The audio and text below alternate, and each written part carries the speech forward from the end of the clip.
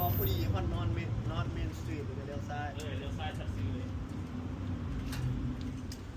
อีกประมาณ10 นาทีโอ้พอสิได้เห็นบอลถ้ามันเป็นเส้นสีเหลือง2 เส้นแล้วก็แซงบ่ได้แซงบ่ได้แหละแซงบ่ได้คุณก็มันสิเป็นแบบเส้นเดียวเส้นสีเหลืองแล้วมันสิตัดแล้วก็เห็นบ่เสียงน้ำวะฮันเป็นพลังงาน เป็นพลังงานไอ้น้ำข้อหูบ่ตัวอย่างก็ว่าตัวพื้นโลกเขาน่ะมันเป็นคือฟองกันล้างจานได้เห็นว่าแล้วมันมีน้ำแบบเป็นฟองคือสั่นแหละแต่แกนโลกมันอย่างก็ว่ามันเห็นที่น้ำนั้นระเหยเห็นว่าระเหยแล้วเขาเจาะปุ๊บแล้วเขาเอาความร้อนจากน้ำระเหยที่แกนโลกนั่นเอามาปั้นเป็นพลังงานแล้วก็ส่งลงไปคือเก่าซ้ำกับพลังงานจากแกนโลกนี่พลังงานสะอาด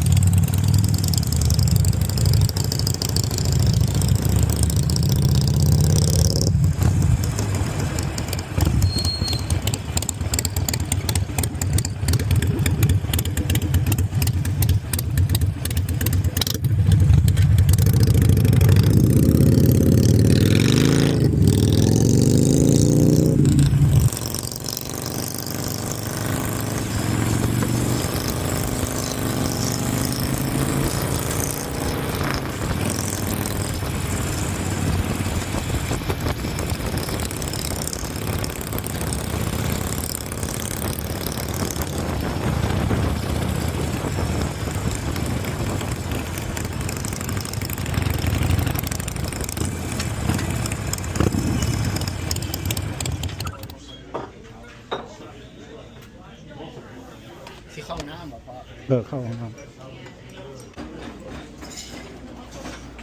You see him in there? First door on your right.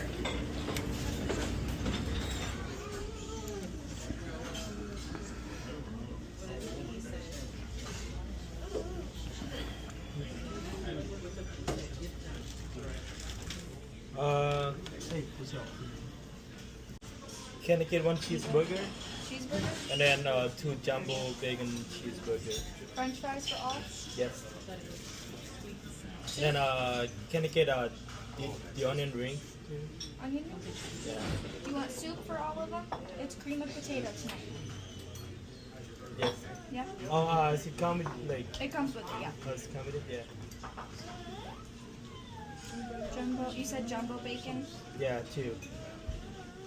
And then 1 cheeseburger.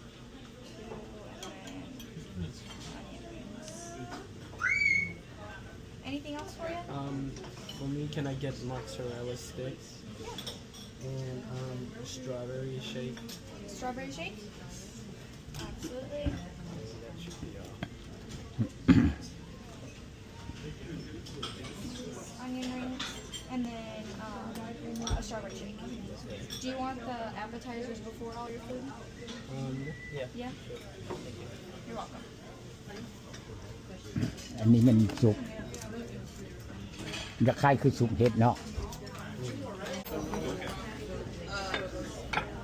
เนี่ยคนจะออก Some plates. What's that? Well, that too. I mean, we kind of knew.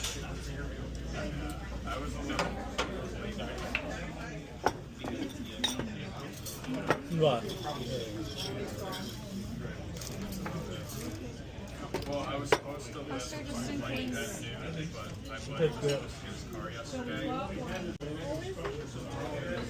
แฮมเบอร์เกอร์ อาหารอเมริกานี่เนาะหรืออาหารแม่กบ่ะ อาหารอเมริกา อาหารอเมริกา บอกอาหารเยอรมัน โหมาแต่ต้นกำเนิดมาแต่เยอรมัน ต้นกำเนิดแฮมเบอร์เกอร์มันจะเยอรมันแล้วต้นกำเนิดซอสมักเล่นก็มาจากเยอรมัน ท่านดอกนั่นคือกับรวม ฮอนดอกมาแต่เยอรมันบอกฮอนดอกแมนแบบเป็นฮอนดอก มาที่เยอรมัน